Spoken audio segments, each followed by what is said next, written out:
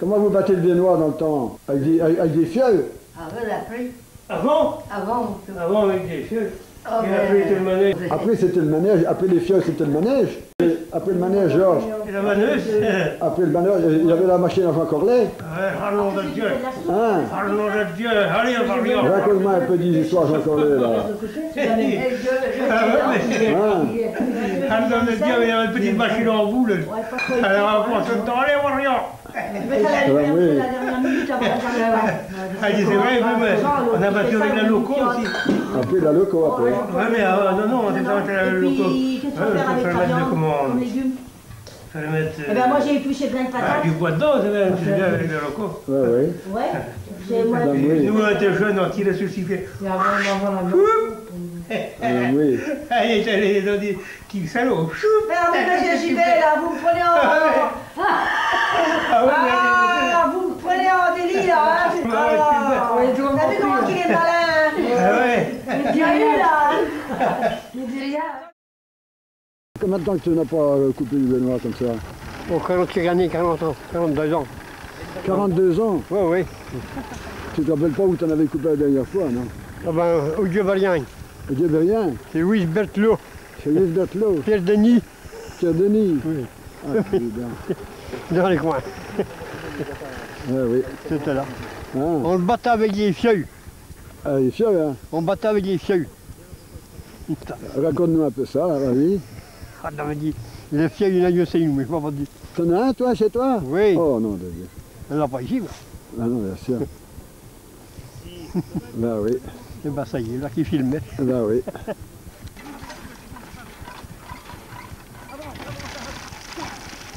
Allez, Lilo. On décale. Ah.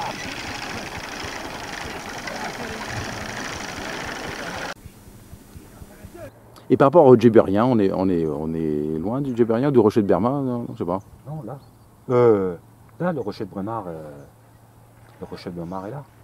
Donc le Rocher de Bremard, là où ont lieu les faucheries de blé noir Voilà. en 1991. Ça. Voilà. Juste en face. Là. Ouais. Et par contre, le Guebrien, c'est que ça avait été coupé après, c'était carrément à l'opposé de l'autre côté, là, où c'est qu'on est passé tout à l'heure, sur direction de Bois-Plessis. Et donc nous parlions de Roger Moisan tout à l'heure. Donc Roger Moisan était donc ton grand-oncle, ton Oui, oncle, là, ton mon oncle. oncle, ouais. Voilà, Ouais. voilà. Et c'est lui le dresseur, qui était le dresseur. Bon, faut avoir pour atteler, c'est pareil, il faut savoir comment faire. Tu peux pas, au niveau du harnais, tout ça, il faut savoir, mettre le collier, tout ça, les traits, savoir comment faire, quoi. Tu peux pas, autrement ça va pas le faire, hein. Si tu démarres avec des pouliches comme ça qui n'ont jamais été attelées, bon, ça va aller dans tous les sens, au risque de se faire esquinter aussi, quoi. Voilà, c'est ça le truc, hein. Faut avoir un peu d'expérience, parce que autrement c'est déjà des bêtes qui ont un peu de jus, ben voilà, ça peut amener à faire de la casse un peu, quoi. Allez, vas-y. Là. Allez, touchez. On va mieux taper les patates.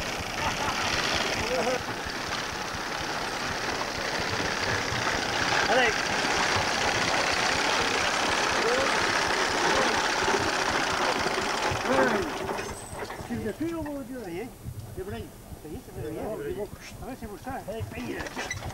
Et Georges Andrieux est à côté de Roger Moisan, donc sur la faucheuse. Oui. Donc, Parce qu'il était, lui, c'est Georges qui avait ensemencé les parcelles de blé noir, qui était donc propriétaire du terrain, quoi. Et bon, voilà, il avait pris la décision, parce qu'aller avec une moissonneuse, là, c'était c'était pas faisable, bien sûr, parce que pour passer dans la pente là, puis passer entre les chênes et tout, les arbres qu'il y avait, c'était quasiment impossible, quoi. Alors c'est pour ça que ça avait été prévu de faire avec les chevaux, quoi. Alors, et de revenir à l'ancienne un peu, quoi.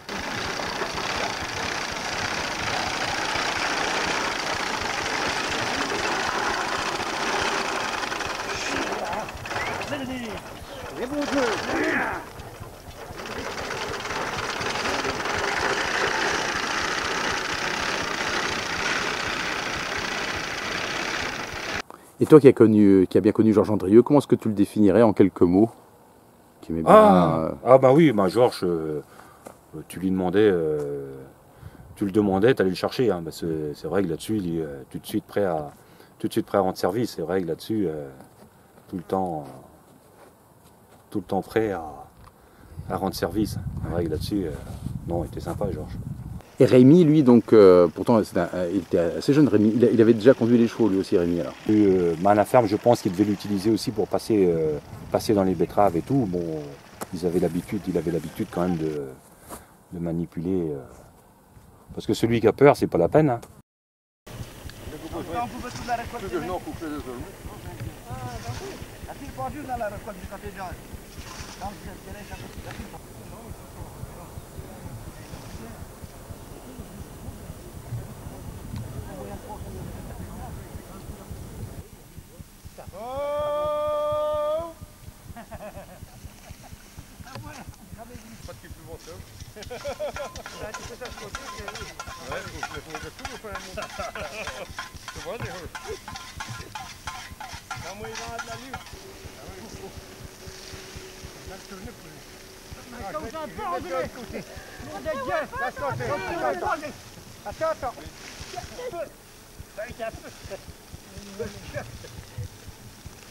Ça y est, ça vient. Enregistre, ça va venir. Adieu. D'où est venue cette passion des chevaux? Principalement par mon oncle, Roger, qui était déjà éleveur depuis que de toute façon il était installé au Port-Martin. Il y a toujours une jument dans la ferme. Et puis, il la faisait travailler parce que dans les temps-là, ils mettaient des betteraves et des choux. Alors fallait passer, au lieu de passer la binette en totalité sur le terrain, il passait avec ce qu'on appelait une houe qui était tirée par la jument, quoi. Mais bon, il fallait que la jument soit bien habituée quand même, parce que pour passer, sachant que les rangées étaient à 50 ou 60 de largeur, alors il fallait pas qu'avec ses pieds qu'elle écrase toutes les betteraves, parce que ça ne le faisait pas, quoi. Et c'était du dressage qu'il y avait de fait, et puis ça le faisait tout seul. Même lui, en général, il y avait quelqu'un à tenir la jument, mais lui, il le faisait tout seul avec des guides, il arrivait à le faire tout seul. Et donc c'est ton oncle Roger qui t'a tout appris en matière de chevaux? Oui. C'est là que ça démarrait. Alors moi j'avais acheté la première jument, la première pouliche en 89. Oui. Ouais.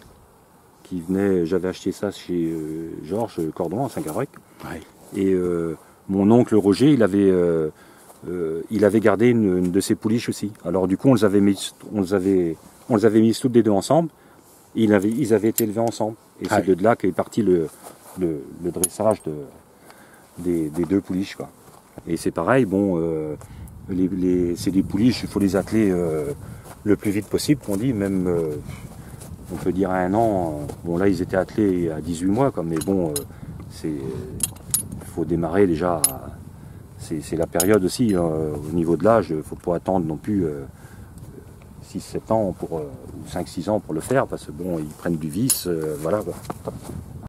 Est-ce qu'éventuellement un jour il pourrait y avoir une autre faucherie de blé noir à Hénon? Est-ce que ce serait possible, ça serait possible, bien sûr, mais voilà, de toute façon trouver des chevaux dressés, oui, même qu'il n'y a pas chez moi, mais moi je connais des collègues qui ont des traits qui sont dressés pour le faire.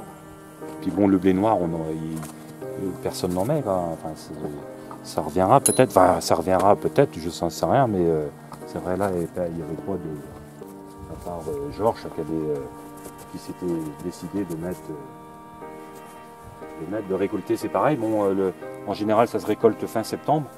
Et c'est pareil, au niveau du climat, il faut qu'il soit à maturité aussi pour le faire. Et voilà, ça dépend il faut que le mois de septembre soit bon, il faut que ce soit sur un terrain assez haut. Oui, je pense aussi. Et donc ils ont une caractéristique, le trait breton, donc c'est qu'ils marchent entre les rangs, hein, c'est ça? Ah oui, bah oui, s'ils sont habitués, voilà, faut qu'ils soient habitués pour dresser pour le faire. Hein. Ouais. Mais une mise en main au début, une journée ou deux, et puis ça y est, ça le fait après. Hein. S'il y a un bon charretier derrière, il n'y a pas de souci. Hein.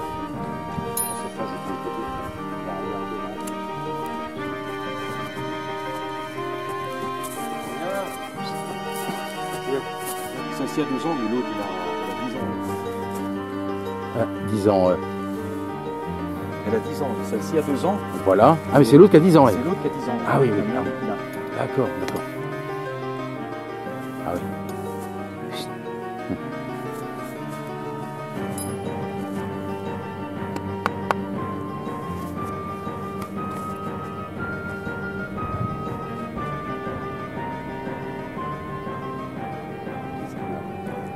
il a-